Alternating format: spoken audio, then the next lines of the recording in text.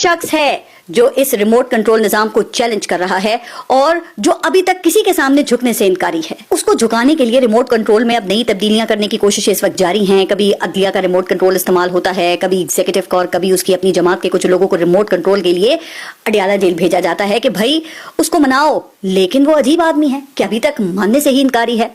अब आप इसको हठधर्मी कहें, उसकी बेवकूफ़ी कहें, गैर सियासी रवैया कहें, या फिर पॉपुलिस्ट अप्रोच कहें, लेकिन बहरहाल उसने सियासी मंजरनामे को इस वक्त बिल्कुल तब्दील करके रख दिया है। वैसे इससे पहले भी सियासी रहनुमाओं ने इस मुल्क में मुश्किलात तो बर्दाश्त की हैं, जेलें काटी हैं, फांसियां और जिलावतनियां भी बर्दाश्त की हैं, लेकिन भुट्टो साहब के अलावा बाकी सब इस रिमोट कंट्रोल के आगे ज्यादा देर ठहर नहीं सके हैं कि प्लेटलेट्स गिर गए और किसी को फौरी बैरून मुल्क सर्जरी की जरूरत आन पड़ी। कोई बैरून मुल्क ना जा सका तो उसको जेल से ही हॉस्पिटल मुंतकिल किया गया और फिर उन्होंने हॉस्पिटल के वीआईपी रूम में 2 साल जेल काटी। लेकिन इस मर्तबा निजाम का पाला इमरान खान से पड़ गया है, जो बीमार नहीं हो रहा, जिसको 1.5 साल में एक मर्तबा भी इलाज की गर्ज से जेल से बाहर निकलने की जरूरत ही नहीं पड़ी है। और यही वजह है कि वो इस वक्त मुल्क का मकबूल तरीन लीडर बन चुका है और रिमोट कंट्रोल को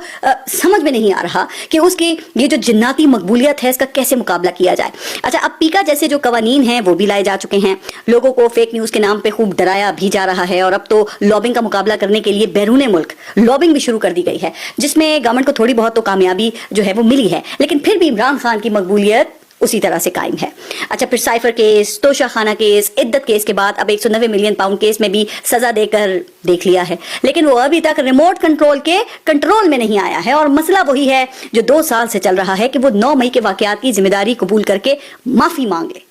तो फिर मामलात आगे बढ़ सकते हैं। अच्छा, लेकिन इमरान खान भी तो इस वक्त एक मुश्किल में है कि उन्होंने 2 साल पहले जो बयानिया बना लिया था, अगर वो इससे पलटते हैं तो फिर मकबूलियत जाती है, और अगर खान साहब इससे नहीं पलटते तो उन पर जो इस वक्त मुश्किल वक्त है वो खत्म होने वाला है। एक शख्स है जो इस रिमोट कंट्रोल निजाम को चैलेंज कर रहा है और जो अभी तक किसी के सामने झुकने से इनकारी है। उसको झुकाने के लिए रिमोट कंट्रोल में अब नई तब्दीलियां करने की कोशिशें इस वक्त जारी हैं। कभी अदलिया का रिमोट कंट्रोल इस्तेमाल होता है, कभी एग्जीक्यूटिव का, और कभी उसकी अपनी जमात के कुछ लोगों को रिमोट कंट्रोल के लिए अडियाला जेल भेजा जाता है कि भाई उसको मनाओ, लेकिन वो अजीब आदमी है कि अभी तक मानने से ही इनकारी है।